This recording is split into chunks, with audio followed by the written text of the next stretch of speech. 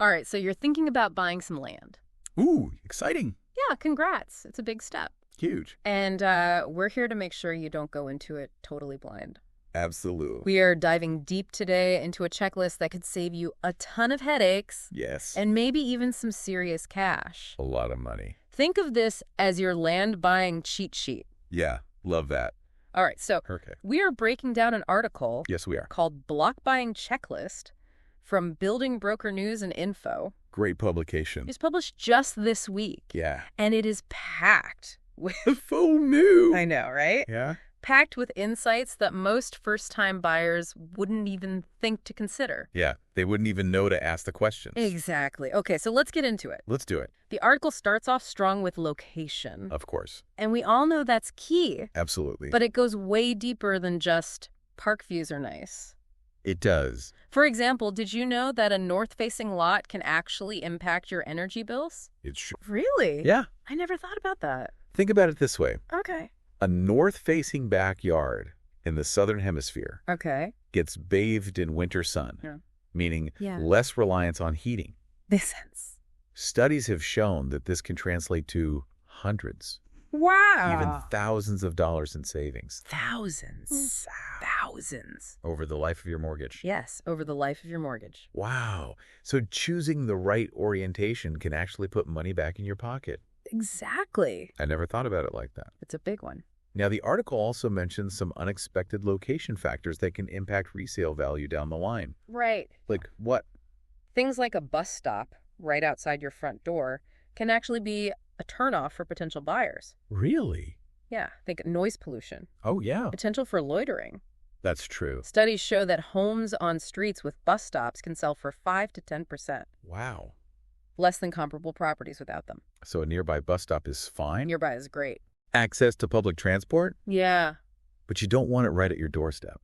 that's a pretty significant hit to your resale value. It is. So much for that dream home premium. Right. The article also mentioned something about being aware of your neighbor's courtyard location. Yes. What's the deal with that? Picture this. Okay. You step out onto your deck for some morning coffee Okay. and find yourself face to face with your neighbor doing yoga. Oh, wow. Knowing where your neighbor's outdoor living spaces are Yeah, can help you avoid any awkward encounters for sure. or privacy issues down the line. Yeah, you don't want to be staring at your neighbor You while don't they're having dinner. know. Okay, so location is about way more than just the view. It is. But what about safety? Hmm. I mean, a vacant block of land doesn't exactly scream danger, right? Well, you'd be surprised. Really? There are actually quite a few potential hazards Okay. that most buyers wouldn't even think to look for. Like what? Road blind spots, Oh. for example, right. or a major concern. Yeah, You want to be able to safely pull out of your driveway absolutely. without worrying about oncoming traffic. That's a good point. Mm-hmm. What about the road itself? Oh, yeah.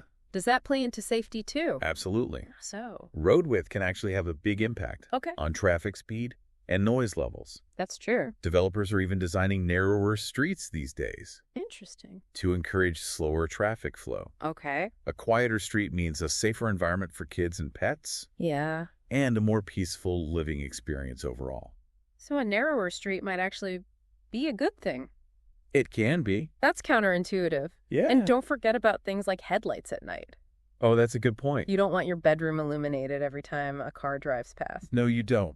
Pay attention to the surrounding streetlights Yeah. and the angle of the road. Mm-hmm. It might seem like a small detail, It does. but it can make a big difference to your quality of life. Huge difference. I'm starting to realize that peace and quiet is a luxury when it comes to choosing a block of land. It really is. Speaking of peace and quiet, Yeah. the article emphasizes the importance of visiting the site Yes. at different times of day, Morning and evening. both morning and evening. You'll be surprised at how much the atmosphere can change. Yeah. That quiet cul-de-sac Right. might turn into a rush hour shortcut. You never know. You don't. That's a great tip. Mm. Is there anything else I should be listening for when I'm checking out the site? Be a detective. Okay. Are there any strange buzzing sounds Oh, like what? from nearby electrical conductors? Like power lines? Pumps, transformers? Even your future neighbor's air conditioner can be culprits? Buzzing electrical equipment. Mm-hmm. That doesn't sound very relaxing. Not at all. And don't forget to check for other potential nuisances. Oh, yeah. Well, Mosquito breeding grounds? Ew. industrial smells, Oh, yeah. especially if you're downwind, You don't want that. or even Aboriginal heritage areas that could impact your building plans. Wow. I had no idea. There were so many things to consider So many. before even thinking about the house itself. Right. This checklist is really starting to feel essential. It is. We're just getting started. Just getting started. Next up, we're going to delve into the world of due diligence. Love it. And I'll let you in on a little secret. Oh, a secret. The land agent isn't necessarily on your side. Ooh. Wait, what? They aren't working for me. What? I thought they were there to help me through the process. They are there to help you sign. This is where things get interesting. It is. Hold on a second. You're telling me the land agent's not on my side? Well, I thought they were there to help me. Yeah. Help me through this whole process. their loyalty is to the developer. Oh, okay. Their primary goal is to sell those lots. Okay, so how do I level the playing field? Knowledge is your best defense. Okay. And the good news is you have more power than you think. You can actually put a block on hold while you do your due diligence. Wait a minute. I can actually put a block on hold. Yeah. So it's not just first come, first served? Not necessarily. Okay. Putting a block on hold gives you time to really dig into the details. So I can do my research. You can start designing your dream home. Oh, wow. Get cost estimates from builders. Okay. Even consult with experts like a building broker. Oh, that's interesting. It's like a try before you buy period for land. Okay, that makes a lot of sense. Yeah. So during this hold period, Yeah. what kind of things should I be scrutinizing? One of the first things to examine are the covenants. Covenants. Yeah. These are the rules that dictate what you can and cannot build on your land. Oh, right. Okay. Some states have very strict covenants that could add tens of thousands of dollars Wow. to your construction costs if your dream home doesn't fit within those restrictions. Yeah, I've heard horror stories about people having to completely redesign their homes I know. because of covenants. Yeah, it's a big one. What else should I be looking out for? Easements. Easements. What are easements? Think of these as sections of your land Okay. where you might not be allowed to build, Right. often because of underground utilities or drainage. Okay. I've seen cases where easements have forced homeowners into expensive foundation solutions like piling. Piling. Piling. What is piling? Imagine having to build your house on stilts. Okay. Very expensive stilts. Wow. Piling involves digging deep foundations Free. to support your house over these easement areas. Okay. It's not a cheap fix. So covenants and easements. Got it. Mm-hmm. Is there anything else lurking in the legal jargon that I need to be aware of? Absolutely. Okay, like what? Building footprints are another important consideration. Building footprints. Yeah, lots, particularly larger rural ones, Okay. have designated areas where construction is permitted. Okay. Straying outside those boundaries Right. can lead to headaches down the road. I can see how that would be a problem. Yeah, So I need to make sure I understand exactly where I can and cannot build. exactly. What about strata titles? Strata titles. I thought those were mostly for apartments. They are common in apartment buildings. Right. But sometimes even standalone houses are on strata titled land. Oh, okay. This means you'll be part of an owner's corporation Right. that manages common areas and sets rules. Oh, okay. It's important to understand the implications of strata living before you commit. So strata living can mean sharing some responsibilities and decision-making Yes, with other homeowners. exactly. I'll have to weigh the pros and cons of that. Mm-hmm. And speaking of commitments, Yes. never ever sign anything without meticulously comparing Yes. the land parcel description in the contract to both the certificate of title Yep. and the actual pegs in the ground. And the pegs in the ground. Wait, you're saying I need to get out there with a tape measure Yeah. and physically check the boundaries? It's a crucial step. Isn't that a bit excessive? It might sound like overkill, Okay. but trust me, it's crucial. Right. I've seen cases where boundaries weren't accurately marked, leading to disputes with neighbors Right. and even costly legal battles. You don't want that. No, you don't. It's much better to be safe than sorry. Always. Okay. I'm starting to see why due diligence is so important. Like detective work. It is. It's exactly like detective work. You need to be thorough. Thorough. Investigate every detail. Every detail. And believe me, this is just the tip of the iceberg. Oh, yeah? We haven't even touched on the hidden costs. Oh, the hidden costs. That can really catch buyers off guard. So many of them. Hidden costs. Oh no, my wallet's already starting to feel the pain. I know. What kind of things are we talking about? Let's start with something seemingly harmless. Okay. Birch trees. Verge trees. These are the trees planted between the sidewalk and the road. Oh, okay. They can actually impact your driveway location Okay. and potentially add unexpected costs. Verge trees. Seriously. How can a tree cost me money? If the verge tree is positioned in a way Okay. that forces you to create a longer or more elaborate driveway, Okay. you'll be footing the bill. It's one of those things that most buyers don't even consider Don't even think about until it's too late. until it's too late. Okay, so trees can be a hidden cost. They can. What else? The article mentioned climate change is a major factor. Climate change. Yeah, this is something that's becoming increasingly important. Right. Flash flooding, Yeah. coastal erosion, wind impact. Okay. Areas that seem low risk today could be insurance nightmares tomorrow. That's very true. And those insurance premiums Expensive. can be hefty. I remember the devastating floods in Lismore. Oh, yes. Some homes in those areas are now facing insurance premiums of over $70,000. More than some people's mortgages. That's more than some people's mortgages. It is. So you need to think long-term and consider the potential impact Long term. of climate change on your property. Exactly. Don't just focus on what the block looks like right now. Exactly. So I need to do my research Yes. on the area's history of flooding, Hmm? erosion, and other climate-related risks. Very important. What about the price of the land itself? Ooh, good question. Is that something I can negotiate? You absolutely can. Really? Land prices are often more flexible than people think. Okay. Remember, the developer wants to sell those lots Right. if you're not able to budge on the price itself. Okay. Try negotiating other terms, like a longer settlement period. That's a good strategy. It is. So we've covered location, safety due diligence, climate change, It's a lot. and price negotiation. Mm-hmm. Are there any other hidden costs I should be aware of? Plenty. Oh, no. Retaining walls are a common culprit. Retaining walls. If your block has a slope, Oh, you'll likely need retaining walls, right. which can add thousands of dollars to your construction costs. Oh, wow. Okay.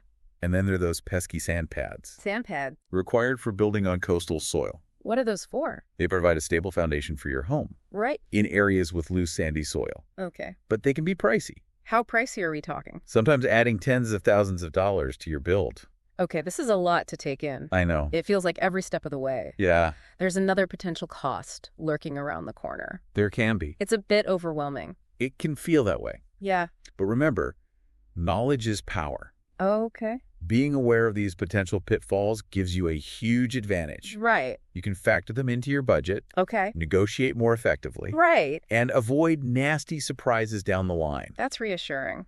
Good. I'm starting to feel a little less overwhelmed now. Good. What about fencing? Fencing. Is that something I need to worry about? Fencing is another tricky area. Okay. If your block already has a fence, Right. you might be expected to contribute 50% of the cost to your neighbor. 50%. But there's a catch. Ooh, a catch. If the block has been resold since the fence was built, Okay. you're off the hook. Wait, seriously. Yeah. So if I buy a resold block Resold block, with an existing fence, existing fence. I don't have to pay for half of it. That's right. I'm learning there are a lot of quirks in this game. A lot of quirks. What about the roof? The roof. Does that factor into the cost of building? It can, Okay. especially when it comes to retaining walls. Okay. There's a safety rule called roof protection.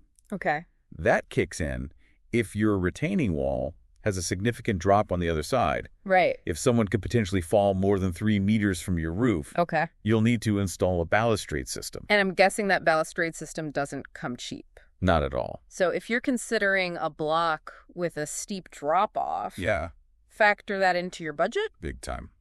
Wow, this checklist is so thorough. It is. It's incredible. It's a good one. I'm starting to feel like I'm getting a crash course in land buying. What else do I need to know before I sign on the dotted line? Lots. Okay, so we've covered so much, We have. from hidden costs to legal loopholes. It's a lot. But before I actually sign on the dotted line, Right. what are like the final Yeah. must-do checks? Mhm. What am I forgetting? Don't forget about the modern essentials. Oh, yeah. Internet speeds and mobile reception. Right. It's easy to get caught up Yeah. in the excitement of choosing a block Yeah, and planning your dream home. for sure. But you don't want to move in Right. only to find out you're stuck with dial-up speeds. Right. I can't imagine trying to work from home or stream my favorite shows with a slow internet connection. It's a nightmare. So how can I check those things? Before it's too late. Yeah, before it's too late. For internet, the NBN Co. website is a great resource. You can Okay. see what plans are available or planned for the area Okay. for mobile reception. Yeah. I always recommend testing it out yourself. If it's patchy, you can actually request a Telstra upgrade Really? or even a new phone tower installation. I had no idea you could request a new phone tower. You can. Wow. Okay. It's a long process, Yeah. but you can do it. Speaking of phone towers, Mm-hmm. that's a bit of a controversial topic, right? Yeah, it is. Some people are concerned Of course. about living too close to them. Understandably. What are your thoughts on that? It's definitely something to be aware of. Okay. While there's no conclusive evidence Right. about health risks Okay. from living near phone towers, Yeah. if it's a concern for you, Yeah. I'd recommend choosing a block that's at least 300 meters away. Okay. That's good to know. It's always better to err on the side of caution. Good advice. But- What about the type of loan I need? Oh, Is that something I should be thinking about at this stage? absolutely. Okay. A house and land package loan Right. is different from a traditional mortgage for an established home. Okay. Using the wrong one can cost you thousands in extra fees. Wow. And make sure you're talking to a lender Right. who understands the nuances of Yeah. building a new home. Okay. So loans sorted. Mm-hmm. What about the block itself? Yeah. Are there any final checks? Don't forget about services. Services. Confirm the availability and location of everything. Like what? Gas, water, electricity, Okay. and especially sewerage. Oh, especially sewerage. You don't want any surprises No. when it comes to hooking up to the grid. That would definitely throw a wrench in the plans. A big wrench. Right. What about things like curb and streetlight placement? Oh, good point. Do those really matter? More than you might think. Okay. Some curbs are designed to dictate your driveway location, Oh, wow. which might not suit your plan. You're kidding. And street lights. Right. Well, you don't want one Yeah. shining directly into your bedroom window all night. No, Right. not at all. Mm, This checklist is so comprehensive, it's amazing. it's a good one. I feel like I'm armed with a secret weapon You are. going into this process. You are. You've given me so much to think about. Good. So for anyone out there who's dreaming of building their own home, Yes. I hope this deep dive has empowered you I hope so. to approach the land buying process with confidence. Confidence is key. Remember, knowledge is power. Knowledge is power. And now you have the power to make a smart, informed decision Absolutely. when buying land. Happy building. Happy building.